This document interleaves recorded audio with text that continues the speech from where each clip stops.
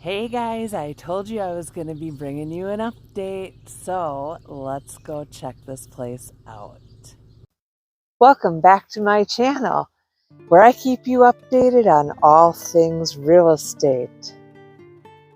Today I have something truly special to share with you, a captivating little art and antique shop nestled in a barn just outside of Little Kohler. But before we dive in, make sure to hit that like button and subscribe so that you don't miss out on any of my local adventures. The downstairs store in the barn always has local produce, local maple syrup, jams, and jellies. Now let's step inside Saxony Farm Studio and let's see what brings this place to life. Hi, Rhonda. It's great to meet you. I'm Miranda. I stopped out the other week, saw your place, and I'm so grateful for you to agree to let me come and film you. Welcome. So, all right, guys, we're going to go do a little interview and show you Saxony Farms. All right. Good morning. Good morning. So I am here with Rhonda at the Saxony Farm. Yes, Saxony Farm Studio. And I promised you on Facebook that I would be doing a little video since I stopped here a few weeks back and was just in awe. So, all right, Rhonda, I have a few questions and I have them written down because otherwise I won't remember.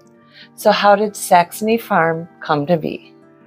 Well, it came to be just by chance. We found this wonderful farm that I fell in love with. We were looking for a place down here where I grew up about 3 years ago.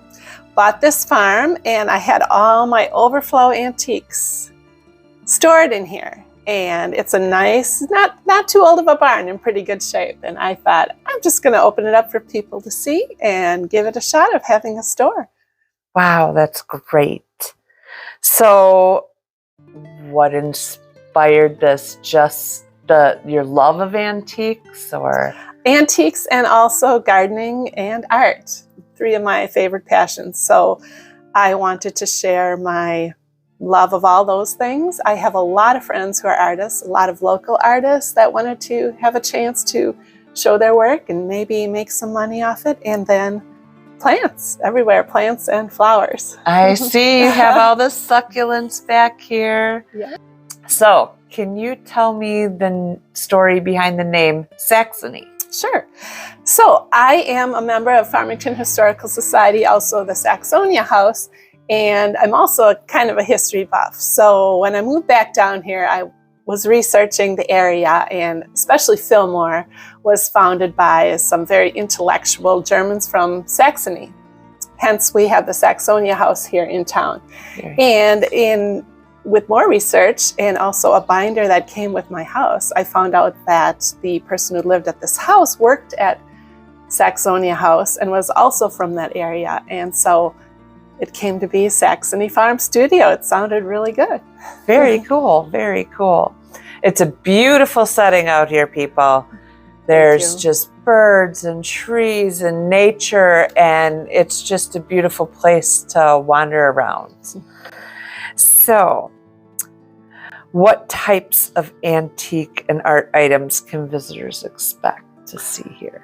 Well, it's kind of farm themed. So you're going to have a farm kitchen, you're going to have farm items. I just picked up a rooster cookie jar I'm really excited about. It's going to be little rooms. I have a living room, a bedroom, dining room. And so it's kind of set up as little rooms with a farm theme, a country feel, and in the art and the antiques. Although I'm not limited to that, I'm sure we'll get to a question on how do you get the young people in. So how do you source your art pieces and antiques? Well, a lot of it's from grandparents' farms, my own grandparents' farm. And then people I know would say, oh, Grandma went to the home, come and look through. And I had about 2 or 3 places like that were just treasures of barns and sheds and houses and attics full of things. I also have people that give me stuff to try to sell. I have, well, Sometimes I do auctions. It's kind of dangerous though, because you can get addicted, and it's also harder to tell if it's really authentic when it comes out of someone's attic and it's been sitting there since 1800. It's pretty authentic. Right. So do you do consignments? I do consignment. Yes, I do. All For right. the antiques and the art. Great. What criteria do you use to select items that you want to put in here? So it has to be something that I would want, or, well, that sounds kind of selfish, something that people would want in general. Sometimes, there's things that aren't really old and they're not really artistic, and I kind of have a free pile, that goes downstairs. So there's upstairs of the barn, and downstairs is kind of a more thrifty area where we can dicker on the prices, and it's more of the rummage sale feel downstairs. Very cool. And how do you said about finding things in attics, but how do you otherwise authenticate some of your antiques? Okay, so I do research on Google, and I have different sites where you can go to eBay and see what's sold and looking for markings on how it's authentic. I do have a couple friends who are dealers who also check out things when I have a question. Can you share any interesting stories of customers who've found hidden treasures here? Well, I did have some people. You never know what people are looking for. I do have a lot of old cowboy and western things, and I had some people that just were in awe, because I have things like from the Grand Ole Opry in the early 1900s. I have old cowboy stuff from people I don't really know, but my mom knew them. Some of those old western stars, a lot of that stuff that people, if they're looking for something special, they just are really surprised that they found it here. You heard that, guys, right? Lots of antique old country books. Stars. I had a Boy Scout handbook from 1910 just sold the other day. So just like pieces like that, I have some black Americana pieces, which are getting hard to find right now. So, yeah. Wow. What events or activities do you organize here? I have Feed the Goats. Okay, what's Feed the Goats? I have 2 goats right next to the store that the kids might be bored while mom and dad are looking around, so they can feed the goats anytime they want, and it's usually pretty exciting for them. And I'm pretty sure the goats appreciate it very much. I have not met a goat that'll turn down a meal. So how do you balance preserving historical integrity of the barn while creating a shopping experience for people? Okay, well, this barn was built in the 1950s. It's not super old. I did have the people who grew up here come by when it was a pig barn, and they were just shocked at the transformation. So nothing's really been done to alter the barn. Some windows to add some light were added, painted, but trying not to change any of the historical integrity of anything on this farm, actually. So. That's awesome. So, how do you ensure each visit to Saxony Farm is going to be a memorable experience for your customers? Well, I thought about that. This is my 3rd year now, and you don't want to see the same thing every time you come. So I do add new pieces. There's a wholesale place that I go to get the plants and some other metal art. So I try to add new pieces each time I'm open, and it also changes with the seasons. So we're just switching out of 4th of July, and next month we'll be going into fall already, but we also do have the Christmas display, and we like to change out the art as well because it gets sold and my artists bring new stuff. Nice, nice. Now, speaking of when you're open, when are you open? Because you're not open 9 to 5, 7 days a week. No, it's 2 weekends a year, Friday, Saturday, once in a while a Sunday. And that's on Facebook. And my Facebook page is Saxony Farm Studios. And it's usually the middle 2 weekends of the month, but it varies. So have to check it out. We are open this weekend, next weekend, and then we're off for a couple weeks and then open again in August. And so it's 2 weekends a month? Yes. Okay. Through October. We won't be open in winter.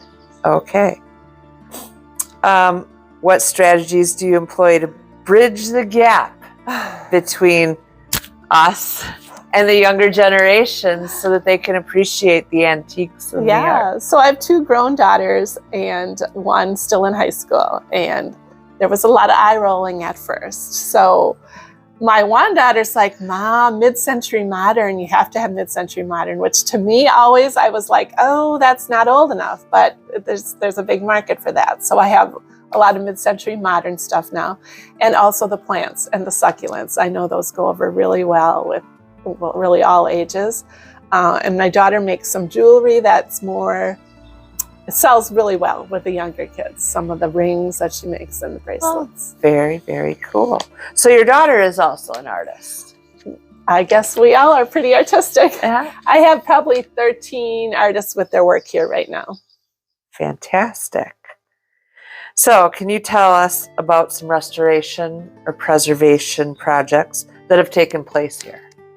On the farm itself, well, you might have, maybe you know Bill Bittner. He is running right now the Bend in West Bend. He's the one who restored our farm, and he gave us lots of photo albums of the work, and he did it really authentically, he and Matt Castell, right back to the way it would have been in 1860 the house was built. 1855 the farm actually started. So it's all restored log and authentic in the inside of the farm. Of the house, yeah. How awesome.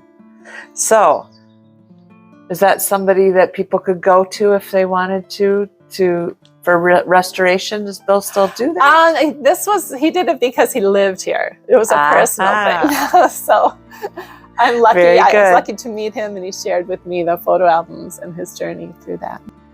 So, what kind of emotions do you hope your customers are experiencing by coming here? Well, comfort, for one thing. Comfort at the feeling of things that have been loved and cherished before you and brought other people joy.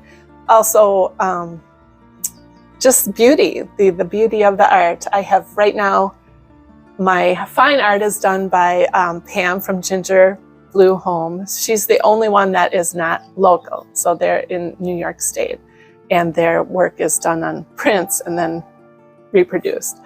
But I have 2 metal workers, 2 woodworkers, 2 people that do crochet. I have a resin lady, I have a tile, jewelry.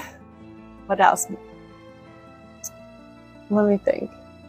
I know I'm forgetting somebody. There's quite like a 13 bit. people. That's really awesome. So if you, depending on the art you're looking at, you should feel different emotions. And I really, really love that it's people from our area, local. Yeah. Because I think a lot of the local people don't get that recognition, that chance to put their stuff out there. Right. And so this is a really awesome venue for them to do that.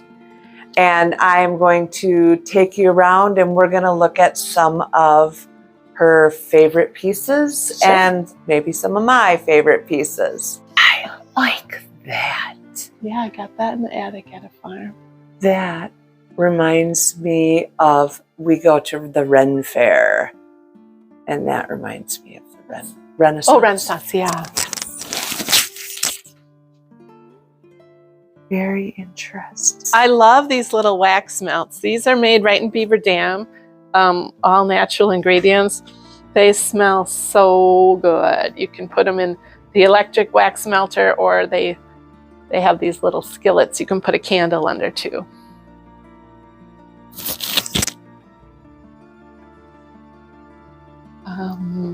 Let's see. Now, we're not showing you everything, people, because you need to come out here and you need to see. So I have tile work from Vicki Cottrell. She's a retired art teacher. She does amazing original art on ceramic tiles. She does the 4 seasons with different trees. I always sell those out right away.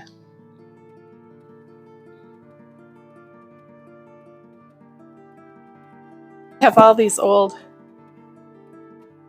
these are real. These are ads from the 1930s, like tons of them. People like to frame those. In an Blue emergency. Label tomato ketchup. In an emergency, there's magic in a bottle. Wow.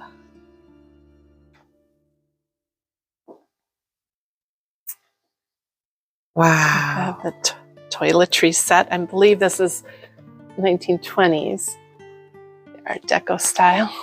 Sandy brought her plates yesterday for the garden.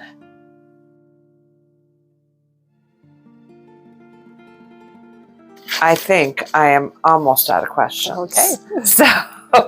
So what role do you see, though, Saxony Farm playing in promoting sustainability and eco-conscious within the antique and art industry? Well, antiques are recyclable, you know, we're using them, Right. reuse, I guess.